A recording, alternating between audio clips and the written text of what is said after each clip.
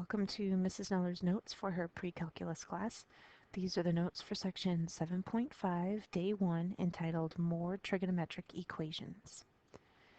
And today we're going to solve more trigonometric equations, and we're going to use our identities that we've been working with, and we're also going to factor as part of our solving strategies.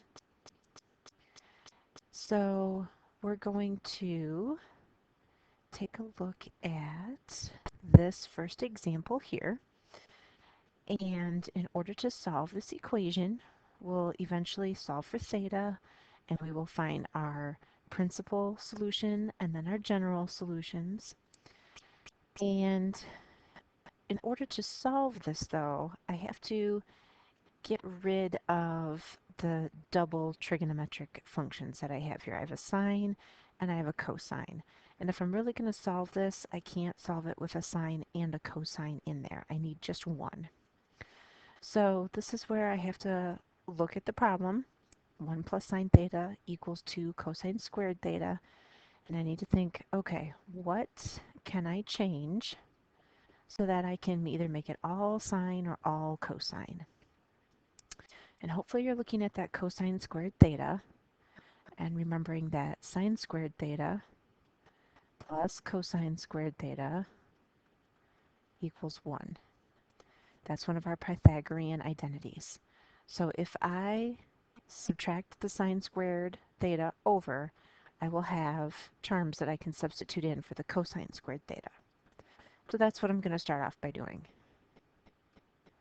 So I'll have the 1 plus sine theta equals 2, and then instead of cosine squared theta, I'm going to put 1 minus sine squared theta. So now I have an equation that's all in terms of sine. So I'll be able to solve this now by using my factoring methods, but I got to get it set up for factoring. So I'm going to distribute. So I'll have 2 minus 2 sine squared theta. And then if I'm going to factor, which is one of the strategies we were talking about in section 7.4, I have to get everything set equal to 0. So I'm going to add the 2 sine squared theta over so that this will become positive, and then I'll subtract the 2 over as well. So I have all my terms on the left-hand side. So then I'll have 2 sine squared theta plus sine theta, and then 1 minus the 2 would be minus 1. So I'm doing a couple steps in 1 there. I'm adding the 2 sine squared theta over, I'm subtracting the 2 over, and then I'm combining my like terms. I'm putting everything in descending order. So now I have the sine squared, and then the sine, and then the number. So again, you can think of this as like 2x squared plus x minus 1 equals 0, if you need to. So that way when we factor, we know we have to use our guess and check method. So I would need a 2x and an x. So here I'm going to have a 2 sine theta and a sine theta. And then I need the factors of 1, which are 1 and 1. But now I have to check my outers and my inners since I had that lead coefficient of a 2. So my outers will get me a 2 if I multiply. My inners will get me a 1. And 2 and 1 can add up to this 1 that I have in front of the sine theta if I make the 2 positive and then the 1 negative. Okay, so then I'll use my zero product property. I'll set each of these equal to 0. And then those will be my 2 equations that I will solve for theta. So here I'm going to add the 1 over and then divide by 2. So sine of theta will be 1/2. So then I need to find my values on the unit circle where sine is going to be 1/2. And remember, it's positive, so I want it to be in the first and the second quadrant. So the values for theta would be pi over 6. And the pi over 6 would be my first quadrant. and then 5 pi over 6 in my second quadrant. Those are the two radian values that have terminal points with a sign value of 1/2. And then for my other little equation here, I'll have sine theta equals -1. Now that is going to be on my axis. It's going to be on the y-axis actually. So it's going to be in between the third and the fourth quadrant is where I'll be. I'll be down on the negative part of the y-axis. So that value for theta then is going to be 3 pi over 2. Okay, so again, those are my principal solutions, but I want to write my general solutions. And remember, for sine, we're dealing with 2 pi for 1 revolution around the unit circle. So my general solutions then are going to be pi over 6 plus 2k pi, and 5 pi over 6 plus 2k pi, and 3 pi over 2 plus 2k pi. So I just take all those principal solutions and then I add a 2k pi on at the end of all of them. And again, that just tells me that I can go around the unit circle as many times as I want in either direction, and I would get the other coterminal angles that are the same as pi over 6, because any of those values I could substitute into this equation for theta and get a true statement. Okay. Now, if you want more practice with a problem like this, look over example number 2 in the book. That's on page 524. But if you feel comfortable with example 1, and even if you look over example 2 or not, we're going to move on to example 3 here. And I'm going to show you another strategy that you can use, because here we have cosine theta plus 1 equals sine theta that they want us to solve. And they want us to solve it on the interval from 0 to 2 pi. So that just means we're going to solve it for that first trip around the unit circle. So I probably won't need to do any of the plus 2k pi's for this. I'm just going to find my principal solutions. So that's what this means. Just going to find my principal solutions. Okay. But I have a little bit of an issue because, again, I have an equation that has 2 trig functions in it. So I can't solve this for theta when I have a cosine and a sine. I need them all to be cosine or all to be sine. And the way this problem is written now, it's really, really similar to our Pythagorean identity where we have sine squared plus cosine squared equals 1. It's really similar to that, but it's not quite there. Now, all I really need is for the cosine to be squared and the sine to be squared. That's really all I need. So that's what I'm going to do. I'm going to start by squaring both sides of this equation. Okay, so that's a legal step that you can do in problem solving. What you do to one side, you can do to the other. We just don't see it very often, especially as a way to start off a problem. Okay, so now I have a binomial, cosine theta plus 1, that I have to times by itself. So I'm not just going to square the cosine and square the 1. I have to FOIL that. So I'll have cosine squared theta plus 2 cosine theta plus 1. So if you need to, think of that, well, write it out if you need to, cosine theta plus 1 times cosine theta plus 1. You can write it out like that if you need to. Or think of it as like x plus 1 times x plus 1. We'd get an x squared, and then a plus 1x would be plus 2x, and then 1 times 1 is 1. Okay? And then the other side of the equation is just going to be sine squared theta, because I just had the one term. So I have a sine times a sine, so that's sine squared theta. Now, eventually I want to be able to factor, so I'm going to set everything equal to 0. Cosine squared theta plus 2 cosine theta plus 1 minus sine squared theta equals 0. Okay, so now everything's over on the left-hand side, but I still have a little bit of an issue because I've got cosines and sines. So again, I have to get rid of that. And since I have cosine squared and sine squared, you want to think of our identity, sine squared theta plus cosine squared theta equals 1. I'm going to see if there's any version of that in here that we could substitute out. Okay, so I don't have a sine squared plus a cosine squared because this sine squared is negative. But if you look here, we have a 1 minus sine squared theta.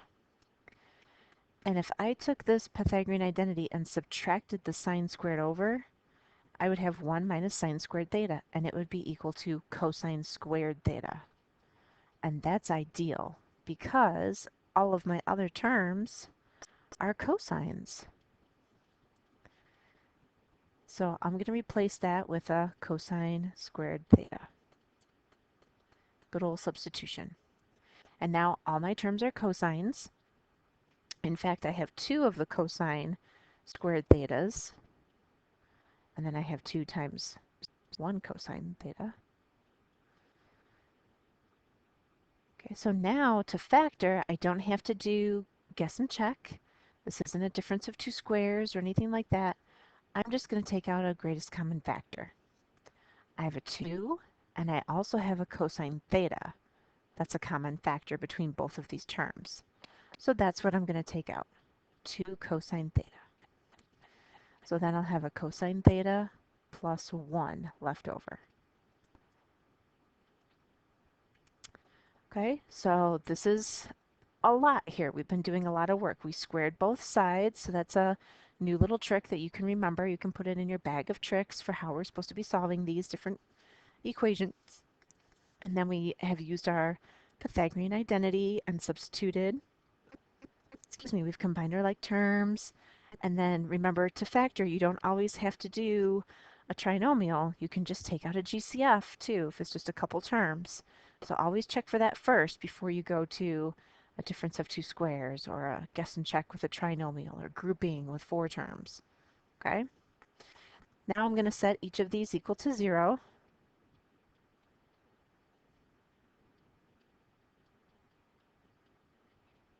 So here when I divide, I'll have cosine theta equals 0. So now there's 2 spots on my unit circle where cosine of theta is equal to 0. And that's going to be in the positive part of the y-axis and the negative part of the y-axis. So I have 0, 1, and then 0, negative 1. So those 2 values are going to be pi over 2 and 3 pi over 2. And then here when I solve, I'll have cosine theta equals negative 1. And that has 1 spot on my unit circle. It's over to the negative part of the x-axis. So that's going to be pi. Now, there's one thing that we have to make sure we do. Before I just circle my answers and say, yep, I've got 3 answers and walk away, I have to take a moment and I have to double check my work. Because when I started this problem, I squared both sides. And when you square a negative number, it becomes positive, and that can change the actual answer that you get and whether or not it works in the actual equation in its original form. So since I squared both sides of the equation as my first step, I need to check these answers and make sure they work. Okay? So if I had pi over 2, I would have cosine of pi over 2 plus 1 equals sine of pi over 2. Cosine of pi over 2 is 0, plus 1 equals sine of pi over 2 is 1. So 1 plus 1, okay, so pi over 2 is going to be one of my answers. I'm good with that. Then the 3 pi over 2, if I check that, cosine of 3 pi over 2 plus 1 equals sine of 3 pi over 2. So I'm just substituting these answers into my original problem where the theta is. Okay, cosine of 3 pi over 2 is 0, plus 1 equals sine of 3 pi over 2 is negative 1. So that doesn't work out. That's not going to be a solution. So the 3 pi over 2 actually doesn't end up working. And then my last one is pi, so I'll have cosine of pi plus 1 equals sine of pi. See, cosine of pi is negative 1 plus 1, and sine of pi is 0. So yeah, okay, that one works. That's an answer as well. So really, I only get two values. And these are my two values that I would have going around the unit circle from 0 to 2 pi. If I went any more, I would get an actual 2 pi, but here it's a parenthesis, it's not a closed bracket, so that means I don't want to add another plus 2k pi, because I would get 3 pi, so that would go beyond that as well. And then the pi over 2, if I added 2 pi to that, I would go around the unit circle again, and again I would go past the 2 pi. So both of these answers stay within that 0 to 2 pi restriction that we had. Okay, so remember that you can substitute parts of your equation with the identities. It's usually that Pythagorean identity. Remember that you can still factor with guess and check. You can factor by taking out a GCF. You can square both sides as a problem-solving strategy. So these last two examples, there's been a lot of little details to keep in mind that can be useful in any problem. Okay, now the last one we're going to look at for today is how we can find our solutions on a graphing calculator. Okay, so we want to find the values of x for which the graphs of f of x equals sine x and g of x equals cosine x intersect. So basically we want to graph sine x and cosine x and see where they intersect. And again, we're just going to do this from 0 to 2 pi. So you'd go to your graphing calculator, go to y equals, type in sine of x and cosine of x. Now, we are only going to go from 0 to 2 pi, so I've got to restrict my settings a little bit. Okay, 2 pi, if you change it to decimals, is 6.28, so 3 times, or 2 times 3.14. So just for good measure on the x-axis, I'm going to go from negative 2 pi to positive 2 pi. Really, I only need the positive value, so I could make this a 0 as well for my x minimum. Okay? And then my y min and y max, remember those regular sine and cosine curves only go up to 1 and down to negative 1. But I want to make sure that I can see all of my intersections. So I just went a little bit above that. I went from negative 2 to positive 2. Okay? You could do negative 1.5 to positive 1.5 if you wanted to as well. And then when you graph, there you'll get your sine curve.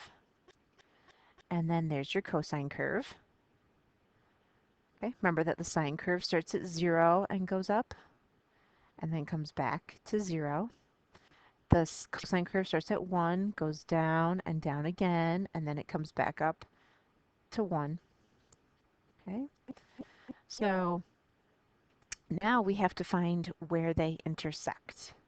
So there's a couple different ways that you could do that. If you just do trace on the calculator, you could arrow over and find where they intersect. Remember, we're going from 0 to 2 pi, so really the whole left side of my graph here just helps me see the curves, but I'm not going to be looking for a solution on that side. So I'm going to stay on the right side here. So where that cursor is right now, where it's blinking, that's one intersection. Okay. When you trace, you don't get nice exact decimals though. It'll show you the decimals at the bottom of the screen, but they may or may not be exactly where that intersection is. And then our other intersection is going to be right there. Okay, and again, if I trace, it's hard to tell if that cursor is really on the intersection or just above it or below it. So a better way then to find that intersection is to do an actual intersection. So do second traced. If it will let me do second trace. There we go. Okay, what's going on here? Graph. Okay, second trace. There we go. And then do 5 for your intersection. Now I'm going to go back to my first intersection. Okay, now remember the calculator asks you if this is the first curve, meaning is this your first equation? So hit enter. Then it moves the cursor to the other one. Is this your second curve? Yes, so hit enter. And the calculator says, guess, like, are you sure you want me to find the solution? So hit enter again, and there you go. Now your x value then will be 0.785 if we rounded to 3 decimal places. Okay, so x equals 0.785. And again, that's your principal solution. Now, if you wanted to write your general solution, you would add the 2k pi. And it's going to be 2k pi because we've got sine and cosine. If we had a tangent, then it would be plus k pi. Then to find my other intersection, I'll clear that out. And I'll do second trace again, option 5. I'm going to arrow over to where my other intersection was, just so I'm a little bit closer. Okay, so that's my first curve. Hit enter. Cursor moves to the other graph. Yep, hit enter. Yep, hit enter again. And there we go, 3.927, basically, if we rounded. So x equals 3.927. And again, that's your principal solution. If you want your general solution, write 2k pi. Okay, so when we graph this on the graphing calculator, we're just graphing from 0 to 2 pi, so we can find those general solutions, but then when we write our solution, we can write the plus 2k pi. Okay, so there's prettier pictures of what the book did. And again, the book restricted the window from 0 to 6.28 and then 1.5 to negative 1.5. So their window's a little more restricted. But again, they're finding the intersection. So you can see the decimal values there at the bottom of the screen. So again, those intersections are right here and then right there. Those are your intersections. And we just want the x values because that's the value that we would put into the function for cosine of x or sine of x. Okay, so we don't need to worry about the y value. We're concerned about the x value for our solution. So here's some problems for you to practice. Remember, you're using more of your algebra now with your trigonometry knowledge, and you're going to have some problems where you're going to be using your graphing calculator. The odds you can check in the back of the book, and the solutions are worked out in the binder in the classroom. And if you have any questions, come see me before school.